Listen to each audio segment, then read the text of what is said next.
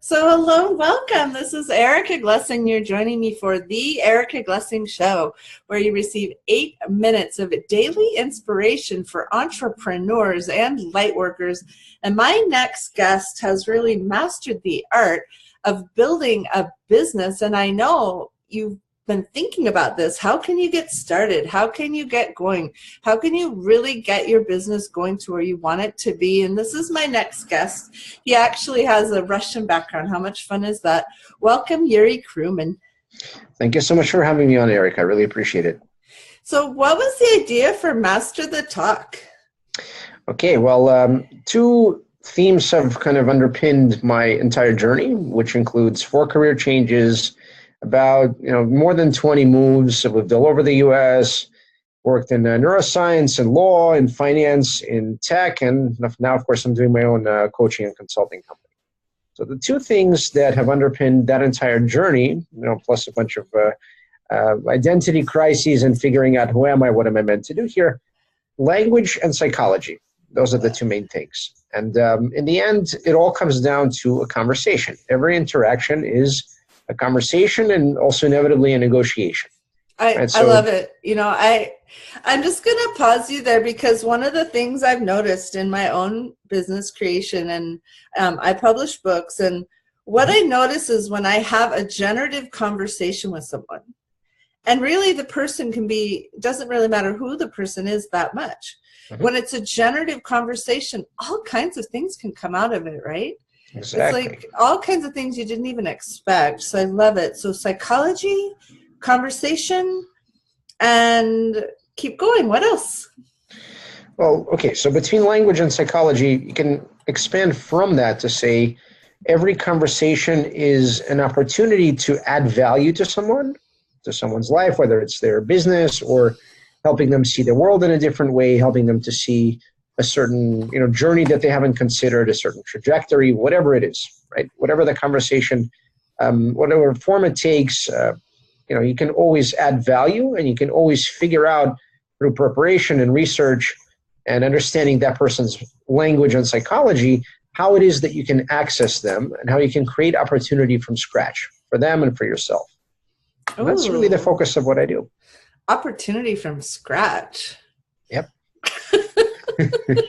I mean, consider this. When you're changing careers 4 times and you have 0 experience and you have 0 connections, and you're starting out as a really introverted, Russian immigrant, you better learn the language, not just the English language, but, let's say an entrepreneur, how is it that they speak? What is their actual lexicon?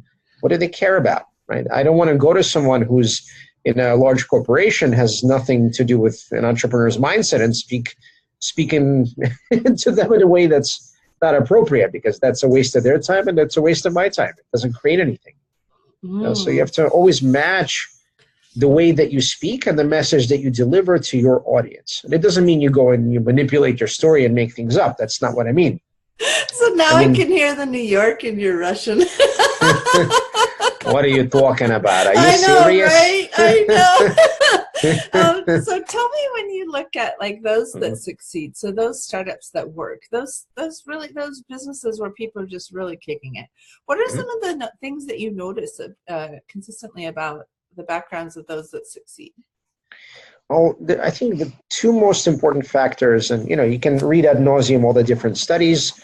I think the key factor, some have said, is timing, right? So if you build something and there's a demand at that time, things click, that's great. But I don't think that's not a valuable perspective, in my opinion. I look at 2 different things. One is alignment, right? So you as the entrepreneur and your team, the people with you, and it really goes down to the people that you work with, whether it's vendors, whether it's your investors, advisors, employees, everyone has to be on board with your mission, right? They all have to not just have this cursory idea, oh, cool startup, bro, let's work on it. Yeah, it has to go far beyond that. For me, for example, one of the things that brought me to where I am today, to realize that my life mission is to help others figure out their life mission, how to pursue it, and how to monetize it, right? Before I could figure that out, I had to go back in my own history, my own background as a human, as a person. I'm not talking about my work experience or skills, any of that. I looked back and I said, look, I always had this thing about counseling others. I would be stopped in the street by random strangers who would tell me their life story. You know, maybe it's because I have an open face or my eyes are big, or I don't know. You know, Eda Joe's. I have no idea what it says there, right?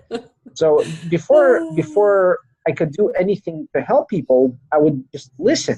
Sometimes what people need the most is to listen. So I was always good as a listener, as a counselor. I would always try to put things together to, you know, create a solution for somebody. So when I finally, you know, changed to doing what I do now, everything else that I had done before, neuroscience, you know, looks at language and psychology, law helps you to organize your business and your thinking and your research and to find information. You know, working in finance helps give you that kind of, you know, can-do attitude, because otherwise, who the hell are you working in finance? And working in tech really puts all of those things together and just says, you have to do this at lightning speed. Otherwise, somebody will do it better and faster and cheaper. Yeah. Exactly. I used to actually, one of my careers for quite some time, I ran the philanthropy for Andy Grove. And what makes me think of you is he was a Hungarian immigrant. And his wife, Eva, who's still a dear friend of mine, would say, you know, he was just a Hungarian with a bad accent when I met him. There's evolution, eventually. I know, it's so funny. So one thing I just wanted to touch on, we just have a few minutes left, but a lot of the light workers and entrepreneurs who listen to the Erica Glessing Show have some trouble in the area of monetizing their gifts. And I know you can't really get into it deeply, but maybe just what are some, like, I don't know, roadmap signs, or what are some things you can share with the audience that would help them in that sort of getting out of themselves and helping others, but being allowed to make money doing it?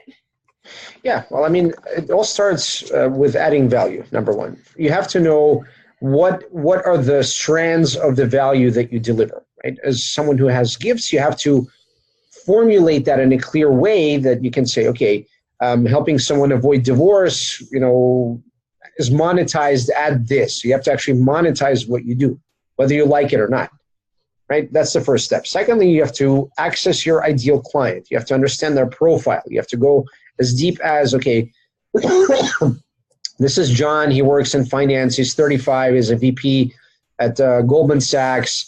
And, you know, his spending habits are ABCD. His reading habits are, you know, XYZ.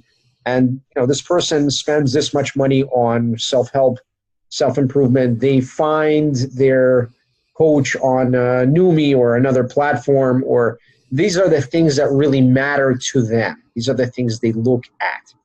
You have to drill down extremely, extremely deeply to understand the habits, the profile, the psychology and language of that person whom you're trying to help. You have to focus. You can't just help everybody, right? You have to focus on specific people that you know you can truly transform their life, not just, you know, change their resume or LinkedIn or whatever it is that you do, right?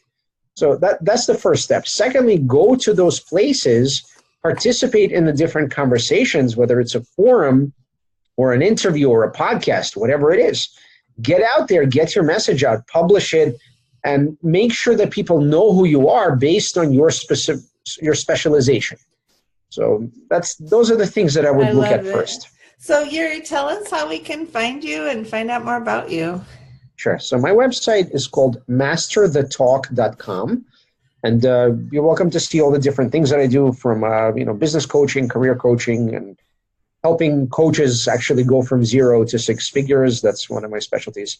And you can also just email me directly. That's usually the best way. It's Yuri, Y-U-R-I, at masterthetalk.com. I love it. Thank you so much. Thanks for coming on the show. Thank you so much, Erica. Really a pleasure to be with you.